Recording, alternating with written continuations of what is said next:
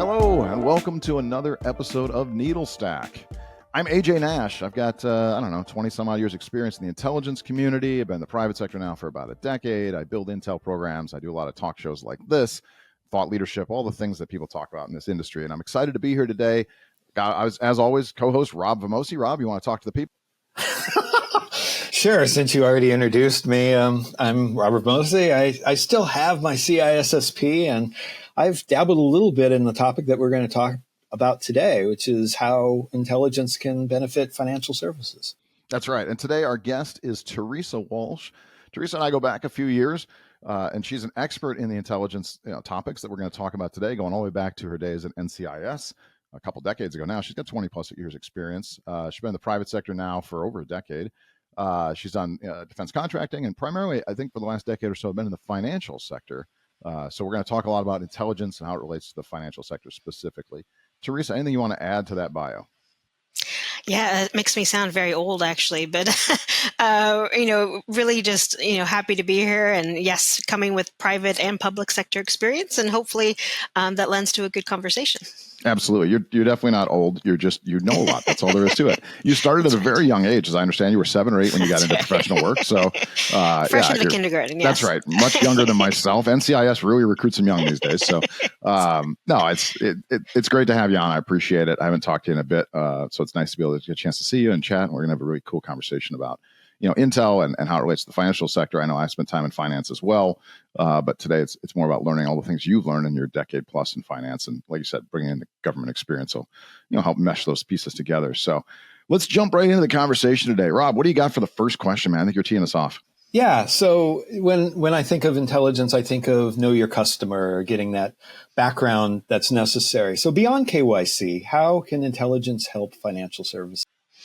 Yeah, well, I'm definitely biased when it comes to the uses of intelligence. I do really feel strongly that it can be used for a myriad of things. And, AML and KYC type of capabilities are just one of them that you can bring to the table. I think right now, especially since, sanctions have really blown up over the past few years, the AML teams have really had to kind of, I think, try to get ahead of the sanctions curveballs that are flying our ways as well, and really trying to understand what's coming next as well. And that's where I think intelligence can really lend a hand, not just like the traditional, fraud, kind of looking up somebody's background, but even like the geopolitical landscape. Because when you're talking about a lot of the sanctions that are coming our ways, a lot of them are, very much fraught with geopolitics in the background, and understanding like who's who, oligarchs and companies they might own, and front companies that, own other front companies. That does take quite a bit of investigation. And I think that's where intelligence really can lend a hand. But like I said, I really do think that it has a multitude of uses as well. So I want to piggyback briefly on that. This idea that people are disguising their background because they want to get around legal sanctions. How much of a problem is that? I mean, in the sense that, like, can you actually figure out the proxies are these real human beings who shouldn't have access? Yeah, I mean, it does take quite a bit of work, and it does depend on different countries, because when you start to get into the international play of things and how people use, cross-border activity and transactions, investment deals, now cryptocurrencies and all sorts of things to kind of get away with what they're trying to get away with, it seems really easy that they can obfuscate who they are, but there are, different types of databases, as we know. One of the things I think is harder is that sometimes for our side, the good guy side, the blue team side, whatever you want to call it, there's a little bit of a balance between what can we do, what we're allowed to do, and what we're capable of doing. And, especially here, I live in Europe, and they take data privacy really seriously.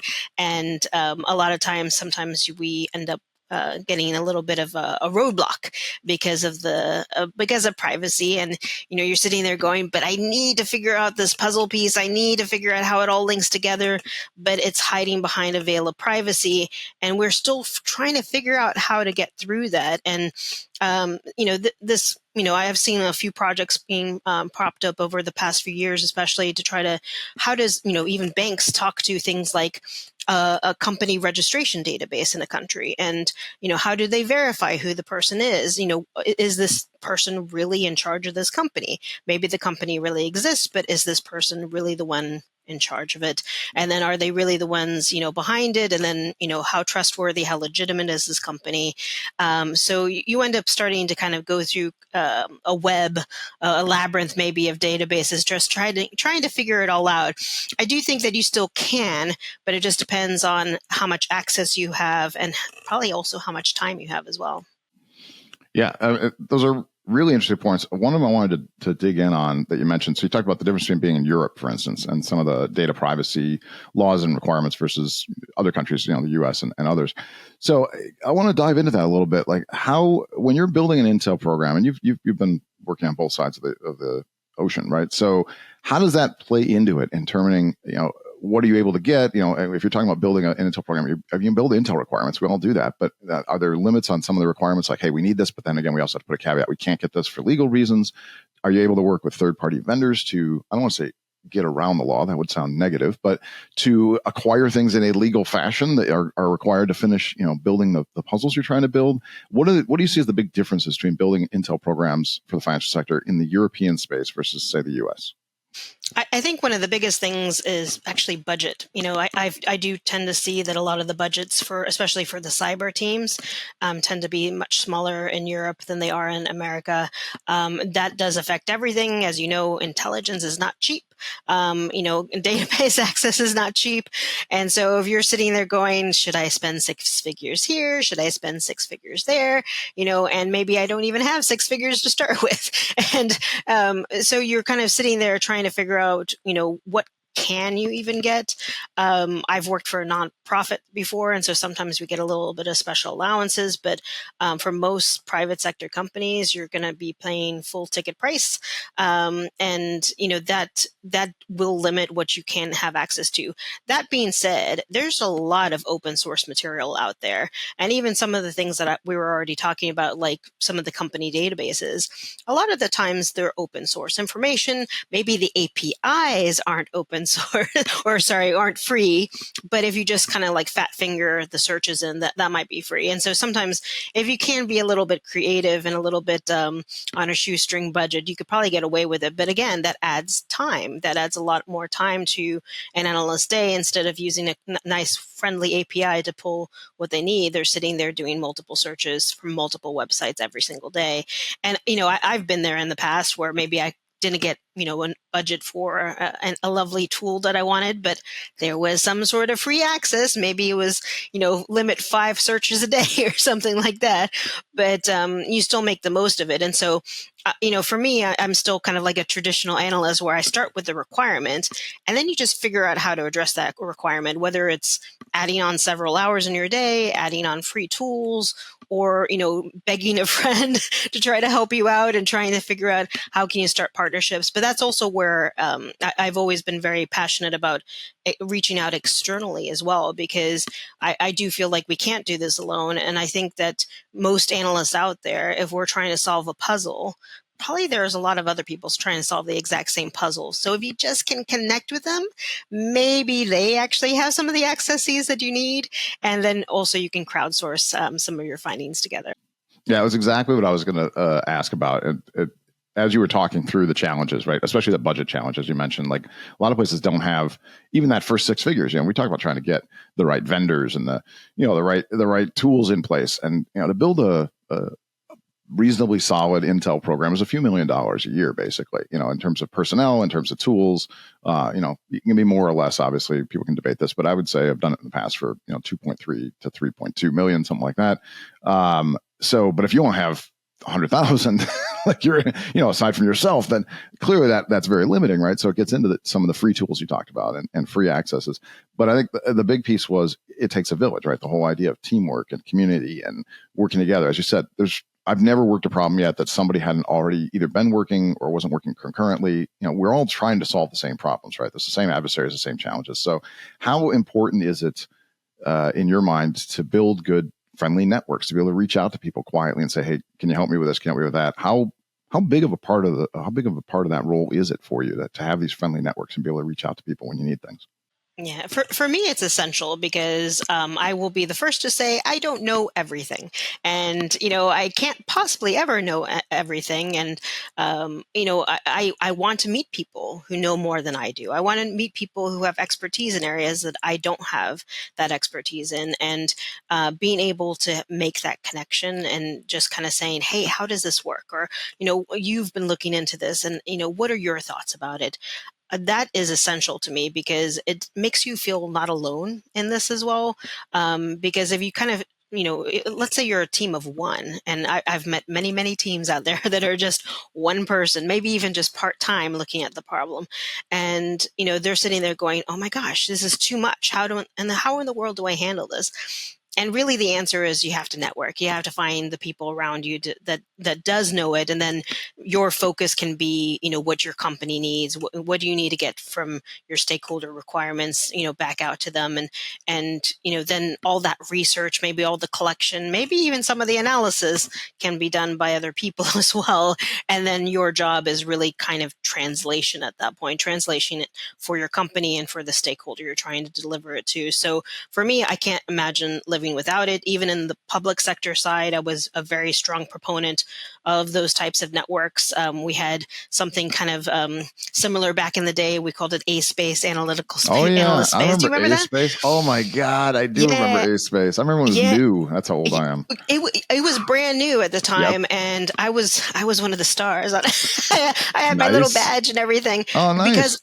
because I really believed in it, because I wanted to talk about these issues. I wanted to know what other people thought, and I wasn't an expert in maybe this target set where some people had PhDs and could tell you about the last 2,000 years of this country, and that wasn't me. But I valued those people's opinions, even though I was trying to translate it to my stakeholder set. So I think that's the number one recommendation I would give to anybody, especially those starting out, is to build a network around you. Yeah, it's funny for those who don't know what A-Space is, and that would be most people, I imagine.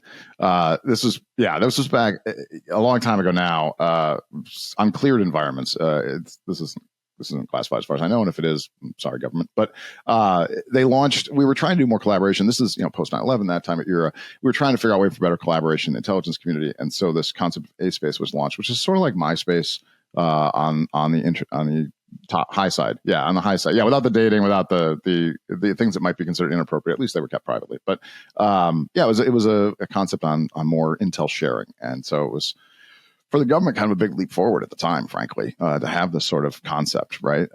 Because sharing had been harder, and still it can be, but it's very siloed in the government space because every agency competes with every other agency. They all think they're better than the other ones, and of course, budget's always a big part of that. And being from NSA, clearly, I came from the best agency, so we always had some of those issues. So anyway, just for clarify, so I got another question for you, Teresa. So, which is good since it's a talk show. We should have questions back and forth. So talking about the budget crunch again and talking about the ability to collaborate. So I'm going to piggyback on that a little bit to ask the question that's going to come up in every podcast and webinar and interview you have for probably the remainder of your career and mine as well. Let's talk about AI. So let's talk about where AI fits into this, right? But to be serious, we see discussions of, AI is going to replace people, or the flip side of no, it's not going to replace people. It's going to make us superhuman. Is it that we have a 1-person team that now can do the work of 10 people, or is it we have a 10-person team that can do a work of 100 people, or is it that we have a 100-person team and we still want the same 100 people as well to work, but we'll do it with just 10 people and AI doing the rest? Where do we go? What are your thoughts on where AI fits in Intel in terms of risk reward, right? I know there's people that just want to give it all unload it all to AI and get rid of people, et cetera. And I'm sure your opinion's going to be similar to mine on what a bad idea that is. But let's talk about that a little bit. Can you talk about what you think risk reward is on how AI fits into the Intel cycle and fits into the Intel teams, especially with the budget crunch teams? Yeah, and I think you and I have been around for enough time now that we know that there are these these buzzwords, these kind of new things. I even just say it's a fad, kind of like at the time that everybody wants to rush in. It's maybe not the equivalent of the 80s scrunchie on your side of your head, but it is. It is here to stay. It is here to stay. I don't know, maybe like flare jeans or something, but it is here to stay. But I do think that there's a certain level of hype and maybe overexcitement. I don't know the best way to put it, but where everybody has gone all in, and now we see AI everything, AI ice cream, AI toast, whatever it might be, and everything is AI, and everything is not if it's not AI, then it's crap, isn't it? Just like, yeah, it's old. It's why would you not have AI in something? So I think that's starting to die down now, and now some of the realities of AI is starting to shine through, including things like cost. And I think that was something that a lot of people just didn't even consider at the very beginning when, the first, the dawn of the chat GPT came upon us and everything.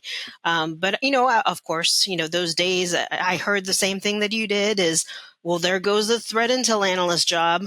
And, how many times in your career have you been told that over the last couple of decades? Oh, this is the thing that's going to get rid of you. We're going to get rid of your expensive intel analyst. How many times do you think that's come up in the last couple of decades, right? Always. We come back again. We're the yo-yo. Yeah. Yes, we're very resilient for sure. Exactly. Our job can never be undone. But I think I'm somebody who is optimistic about where AI can go. That's not just about me being a science fiction fan and loving fantasy, but I am excited about the possibilities. Whether those possibilities are tomorrow, next year, 10 years from now, I don't know. I think it just depends on how much we can develop. And, then when people have that, that invoice that comes in the mail that says, oh my gosh, this is how much you have to pay for it. This is how much server space it takes up. And this is how much, it's going to cost you in terms of personnel and everything. I think then there's going to be what we've seen over and over and over again is a sudden step backwards to say, wait a second, maybe we went too far. Yeah. So you wouldn't recommend, I've got to put words in your mouth, but it's a question. Would you recommend that, organizations be like, we don't need to tell people anymore. AI's got it. We can do AI. It'll do the research, it'll generate the reporting. It'll do the automation through sim and tip and sort and all this kind of thing. Are you somebody who thinks that's a great idea, a terrible idea, a future idea? Like, where are your thoughts on where that lands today? Right now, I think that's a terrible idea. And I think that the people who are getting rid of analysts, especially intel analysts today, first of all, I probably don't want to immediately judge because maybe their intel analysts were truly just scraping the news and handing it over to them. Maybe that was the case. And if that was the case, maybe, I think even an RSS feed could have solved that rather than AI. But I guess it depends on your situation. But for me, and this is something that I've been talking about recently too, is that there's a human factor to intelligence and intelligence delivery that you cannot escape from. And I don't know if AI will ever be able to address those needs. And sometimes it's not as simple as, I need to find out about bad things happening to us. It's the type of person you are delivering that information to and how they take it and how they're going to use that. And that could be completely different across, your bank, your government agency, whoever it might be. You probably had that too, AJ, where, in your government experience, that if you're delivering something to, an SES or a general or an admiral or whoever it might be, they're consuming maybe the same type of information, the same type of intelligence reporting, but they're consuming it in different ways because they are human beings.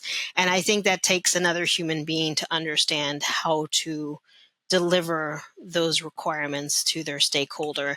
And there are certain things that I think AI can be contributing for. I'm old enough to remember going to the library and pulling out Encyclopedia Britannica and, opening up the dictionary and looking, at things and books. And then the internet came. And yes, did it change our lives? Yes, absolutely it changed our lives. But did it take our jobs? Not necessarily. I think it actually made our jobs easier. It was so much easier to look up things. But then if you think of also the time where, probably you're sitting in high school English class and there's that one kid who just copy and pasted it from whatever subject, you're still going to have that. You're still going to have people who maybe copied and pasted it from an incorrect source, and you're going to need to verify those sources and everything like that. And, so I think, AI should be hopefully a wonderful tool for human beings to use. Will it be a replacement for everything? No, I don't think so. Yeah, well, I think you bring up a good point. First, for those who don't know what a book is, it's this physical object you open and would read. We used to call that, I call that the before time now, that people would actually have to go to yeah. No, that's what I was thinking. Well, I was thinking reference books in this case. No, I think people recognize your kind of books, but like going to a library to get an encyclopedia, for instance. I'm not sure there are people listening who probably have never seen an encyclopedia in person anymore. But I think you made a key point. I want to double tap on, and then we can move to another topic. But is when we're talking about people replacing, it comes down to who do you have labeled as your Intel people now, right? I think a lot of orgs built Intel that isn't Intel really, right? If you're in a traditional intelligence organization and you've gone through the process, right? You've started with planning direction, you've got your Intel requirements, you've got your stakeholders, you've run through the Intel cycle, you have Intel professionals. AI is nowhere near replacing them. If you've hired a bunch of people and they just do cut and paste and they give you a daily, regurgitation of the news, and you've just called them your CTI team, they're not doing Intel to begin with. So sure, I think, like you said, an RSS feed could probably replace them. I think that's the challenge we're seeing is a lot of people talking about, well, I'm going to replace my Intel team with AI. And a lot of vendors are starting to go down that path of AI will do it for you. I think it comes down to first understanding who we're replacing, or think we're replacing, and what they actually do. Because Intel isn't, in the private sector, it's not like the government space. In the government space, if you say you're an Intel analyst, there's a baseline. We all have a pretty good understanding of what you do. You may be in a different, a different target set. You might be in a different agency, but there's a pretty solid baseline of, okay, you're an Intel analyst in the community. In the private sector, no offense to folks out there, but any joker can start being an Intel person. Like, it happens regularly. You hire somebody, you move them around. We need an Intel team. Bob's the new Intel lead. Bob's never done Intel in his life. It's not Bob's fault. Bob's great at what he does, but now he's the Intel lead and it's on his title and he has a couple jobs bounced around and this guy's an Intel pro. And he's not an Intel person. He's just been, doing this cut and paste and regurgitation, et cetera. So I think when people talk about replacing replacing Intel professionals with AI, I think is a misunderstanding of who us is, I guess, right? Who's the Intel pro versus people who have that title, but that's just not their background. And I don't mean to be a gatekeeper when I say it, but I think that's the big challenge I see. No, and actually that's something that a lot of us who have had former government experience have really talked about lately. And we talked about it for, 10 years ago, but we're talking about it more and more now, I think, because of the AI advent and, it coming into the play. But really, we need to professionalize intelligence and what intelligence is in the private sector. Because, when we were in the public sector, you didn't just say, oh, I do intelligence. Everybody would look around and say, everybody here does intelligence. What do you actually do? Are you an analyst? Are you a collector? Are you an operator of some sort? Are you a reports officer? There were different roles. You didn't just say, I work in intelligence. I mean, come on, so does James Bond. I'm not doing what James Bond is doing. I'm sorry. But and this is what I've noticed in the private sector is that all of those roles are blurred. And there are some brilliant collectors out there, but they call themselves analysts, Intel analysts, and they're not trained as Intel analysts, but they are wonderful collectors. They are the best engineers that you could see, building these tools and collecting all this wonderful information, and vice versa. There's great analysts that, don't know how to build those tools, don't know how to,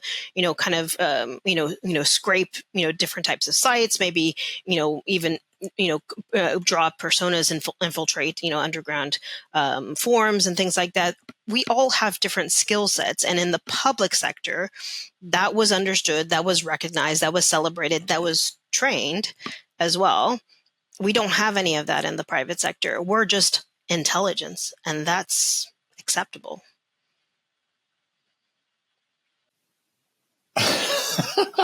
I'm still here. With AI, that's new technology that's being introduced in this space. Within the financial services area, cryptocurrency is here to stay. And I'd like to unpack that a little bit because I guess in some ways you can find analogous situations to, I was thinking about like how a cold wallet is kind of like a stock certificate. It's, it's offline, it's hard, you can't change it in any way. And then, a hot wallet is when something is actually in motion and so forth. So I wonder if you could talk a little bit about how it isn't as mysterious as it might seem when we talk about cryptocurrency and financial services to an Intel individual. Yeah, definitely. And I think there are a few companies that have now specialized in demystifying, cryptocurrency, and the fact that, cyber criminals did feel like it was their anonymous ticket, to get from A to Z. But, you can trace it. There are, again, free tools out there where you can just go and say, this is the wallet that I'm looking at. I want to see all transactions to this wallet and all transactions out of this wallet. And, if you know how to do it, you can trace the money, you can follow the money. And this is what we always talked about in the fraud and the AML world, is that you follow the money. If you know where it started from, you try to hop from bank to bank, or in this case, to wallet, and try to find out where it came from. And so I think, again, as any new technology comes in to play, it is, mystifying. It does have like this aura about it, about, that it's untraceable, that this is the place to put your, your life finances in. And there's a lot of disinformation maybe about it, and maybe misunderstanding, miscommunication about how it actually functions. And, now years have passed, and now people are starting to understand more about how it functions. The criminals are understanding how it functions, but also law enforcement is understanding the many, many uses. And I think they're also embracing the fact that it exists, because it's actually now something very valuable for them to be able to create a evidence trail of where the money is going and who might be the players involved in something. Right. And so in order for cryptocurrency to even work, it obviously has to follow some financial rules that are already baked in, and therefore, it's going to expose itself. And to your point, the wallets, I guess, are semi-anonymous, because until they're touched, until they actually are identified with an individual or a proxy, they are anonymous. And so to your point, there are tools out there that watch for that. One thing about the blockchain is we can see all the transactions going back and forth, and AML can apply to it. But again, what I'm trying to get to is it is a buzzword that can be deconstructed. And it isn't so threatening after a while. You start to look at it and say, oh, we have tools for this already. Or, oh, we can adapt these tools to do something new. Or we can create something brand new to really tackle this unique problem in the cryptocurrency world. Yeah. Absolutely. And Robert, when you were talking, it made me, reminded me about the whole AI conversation we just had too. Several years ago, all I heard was, we need to start using distributed ledgers. Okay, for what? I don't know. We just need to use it. It had, the famous, it's a solution in search of a problem. And, it's again, a fad, and that kind of everybody jumps into, and everybody needs it, and everybody wants it, and it has to, they have to have it now. And, it's a tickle me Elmo at the end of the day. And you really just need to, kind of get over it, understand exactly what you have in play. Is it here to stay? Absolutely. But at the same time, you need to have a realistic understanding of its uses, of its costs.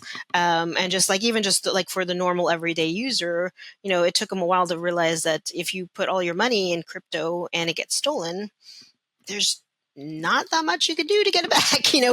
It's not like your bank where, that money is insured, and unless that company can get it back, or law enforcement can get it back for you, it's just like that little piece of paper that you were talking about, and somebody's torn it up. There's nothing more you can do. Well, actually, that begs a question. So crypto mining is an activity that would generate cryptocurrency. And if somebody came along and stole that crypto mine currency from someone who, did it maliciously on a bunch of computers all around the world, who's to say that isn't free money at that point? I mean, I know you are still stealing something and you are still breaking the law, but in theory, it kind of looks like, hey, there's no gold behind it. There's no, FIDC. There's nothing hiding behind it that says that this is actual currency. It's like it's vaporware, but now I own it and now I can cash it in. So, I don't know. Is that realistic or is that totally out there? No, I think it's realistic to me. I mean, you do hear those stories every once in a while of somebody whose wife, put their USB flash drive into a garage sale and that had their wallet on it or something like that. And, out there in the Ethernet is some sort of, magical $1 million USB drive, and it's anybody's for the taking if they happen to find it and if it's still working. But it is one of those kind of funny things out there that it's not tangible, is it? And I think maybe that's an interesting point too about where the world is going, is that we were all going very, very digital, and there's a little bit of a backtrack now. You talked about a book, AJ. Everybody was doing ebooks or reading something online, and now books are back. The hard copy, that scent that you smell when you go into a bookstore, that's back. And sometimes people do like to go back to the original. And so, are people going to start sleeping with cash underneath their mattress? I don't know. But, it's an interesting world we live in as we keep on going backwards and forwards.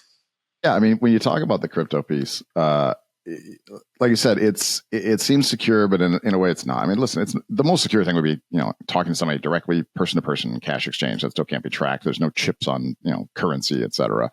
I mean, I know there's a guy who spent like 12 years in the UK searching through dumps trying to find his hard drive. I estimate 635 million pounds worth of missing crypto, right? So, and he there was just a lawsuit not long ago. He just gave this up apparently in this past week, actually, after like 12 years, because he wasn't allowed to contract to keep going deeper into these dumps to try to find it. But I mean, that's the world's greatest treasure hunt. But it's interesting when we talk about the crypto space, right? The criminals obviously use crypto.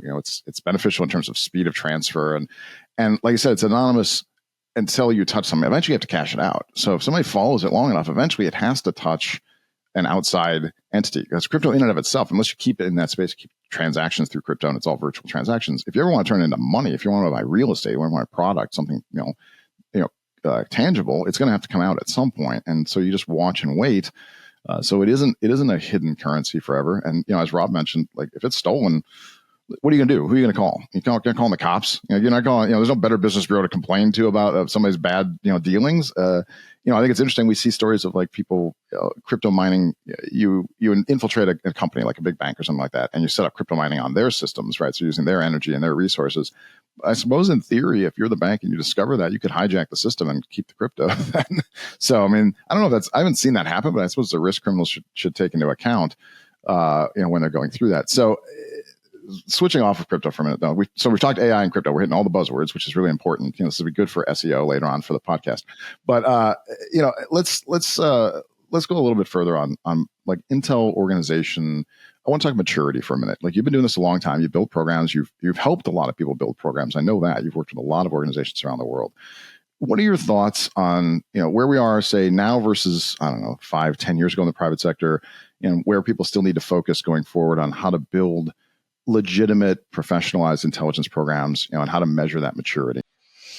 Yeah, in some ways, I feel like we've gone very far, because when I first started out at my very first bank, people were still kind of saying, "How? What do you do? What is this thing?" And especially when you pair intelligence with cyber and cyber intelligence, that was just brand new 15 years ago. Though a lot of people, especially private sector companies, they didn't really know what to do with that, and within the company there was still quite a lot of education, and I think that has developed. I think a lot of people have seen the value of intelligence, but I think in some ways we're still not professionalizing the way we need to, because we did talk before about kind of like just the professionalization of intelligence and what is it and the different types of functions of public sector versus private sector.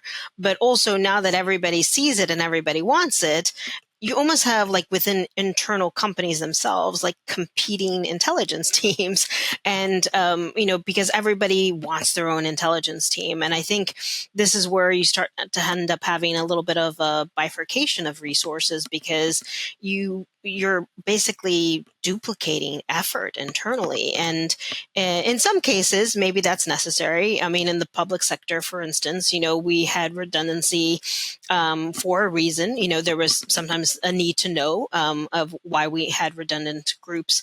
There was sometimes just, the redundancy because we needed a backup of somehow.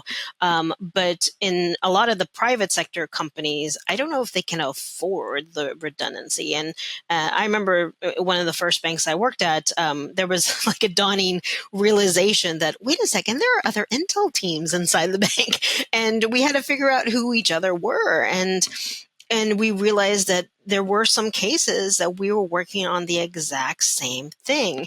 And instead of it becoming like okay, let's all pitch in together and talk about it, it became well, who is actually in charge of this, and who is allowed to look at this topic as opposed to the other team. And so you end up with kind of like this infighting a little bit, and that's not healthy. That's not cost effective, for certainly.